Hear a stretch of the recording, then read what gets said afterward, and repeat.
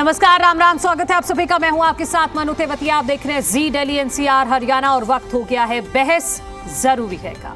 हरियाणा की BJP JJP सरकार को घेरने के लिए हरियाणा कांग्रेस में पहली बार रणदीप सिंह सुरजेवाला, कुमारी शैलजा और किरण चौधरी एक मंच पर दिखे। राज्यसभा सदस्य रणदीप सिंह सुरजेवाला, हरियाणा कांग्रेस की पूर्व अध्यक्ष कुमारी शैलजा और कांग्रेस विधायक किरण चौधरी, तीनों नेताओं ने इकट्ठा होकर एक साथ हरियाणा में बेरोजगारी के मुद्दे को लेकर सरकार को घेरा। हरियाणा सरकार को घेरते हुए कांग्रेस के इन तीनों ही नेताओं ने कहा कि प्रदेश आज बेरोजगारी का हब बन गया है। सरकार की युवा विरोधी नीतियों की वजह से युवाओं को रोजगार नहीं मिल रहा।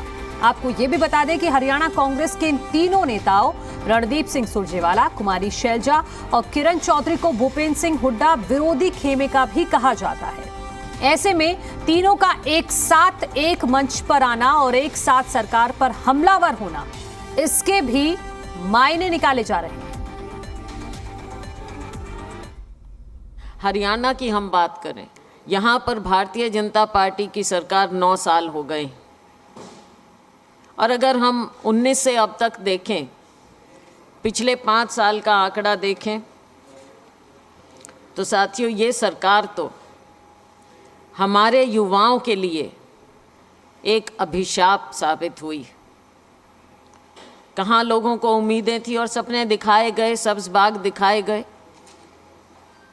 लेकिन हमारे युवाओं के, हरियाणा के युवाओं के जो कि प्रतिभाशाली हैं, दुनिया में हमारे लोगों का नाम होता है, आईटी सेक्टर में नाम होता है, खेलों में नाम होता है, हर सेक्टर में हमारे युवा किसी से कम नहीं है।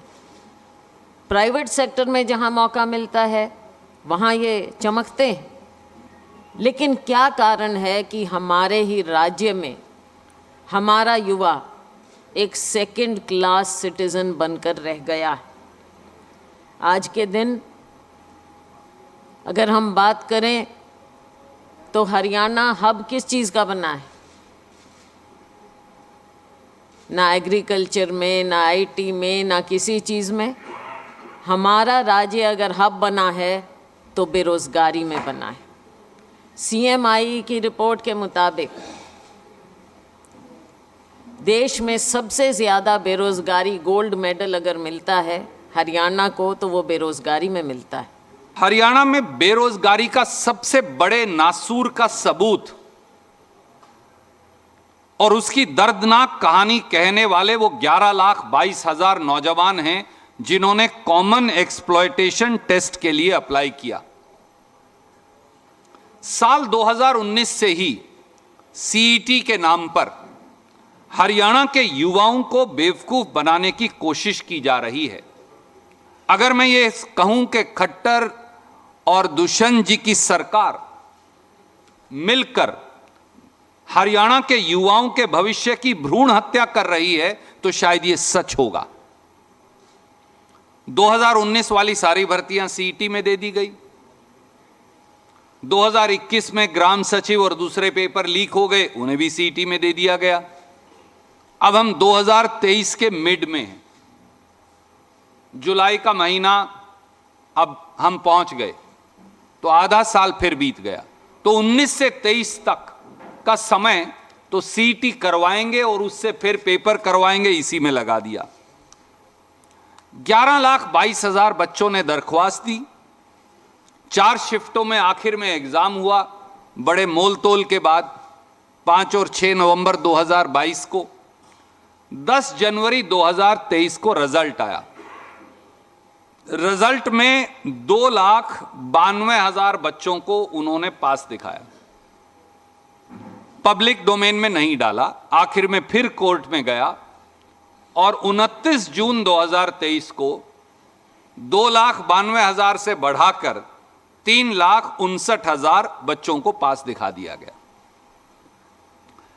यह सीईटी का रिवाइज रिजल्ट भी उन 11,22,000 बच्चों से भी और 3,59,000 युवक और युवतियों से भी जो हरियाणा के हैं, उनके भविष्य से क्रूर और भद्दा मजाक है। युवा जो हैं वो दर बदर की ठोकरें खा रहे हैं, हताश हो रहे हैं, बुरे हाल उनके हो रहे हैं और सरकार जो है उसके कोई फर्क ही नहीं पड़ रहा है। एक तरह से इतना ज़बरदस्त माहौल जो है नौजवानों का जो है ये सरकार ने बना दिया है।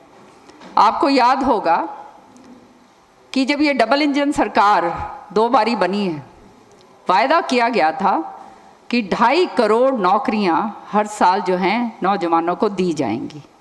अब 2.5 करोड़ की तो बात छोड़िए, यहाँ तो 2 लाख नौकरियां जो लंबित पड़ी हैं 2019 से, उन नौकरियों को आज तक नहीं भरा गया है।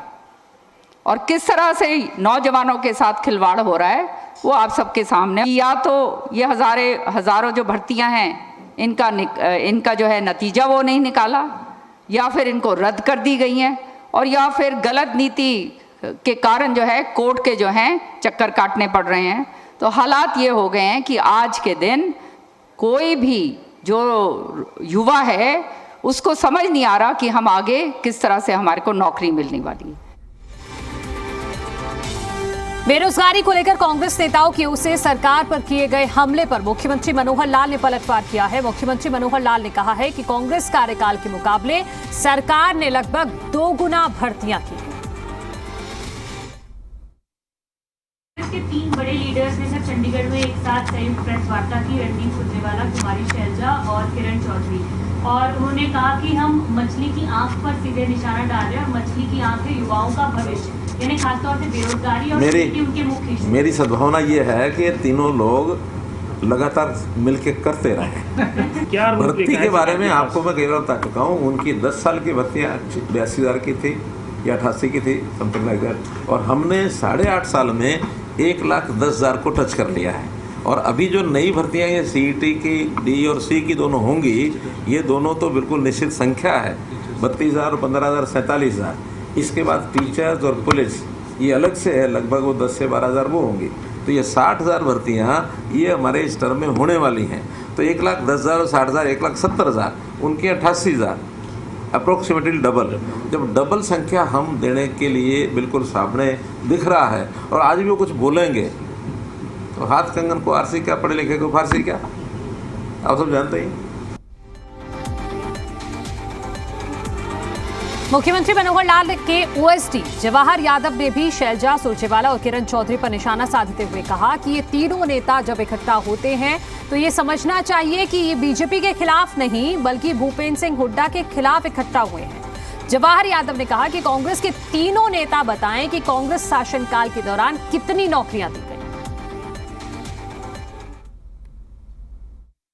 ये जो 3 चेहरे हैं कांग्रेस के, ये जब भी इकट्ठे होते हैं तो इसका अर्थ ये माना जाता है कि वो भूपेंद्र सिंह हुड्डा का विरोध कर रहे हैं। वो कभी भी भाजपा के खिलाफ नहीं बोलते हैं, उनके सब जनता जानती है कि वो किसके विरोधी है, तो वो हुड्डा के विरोधी है।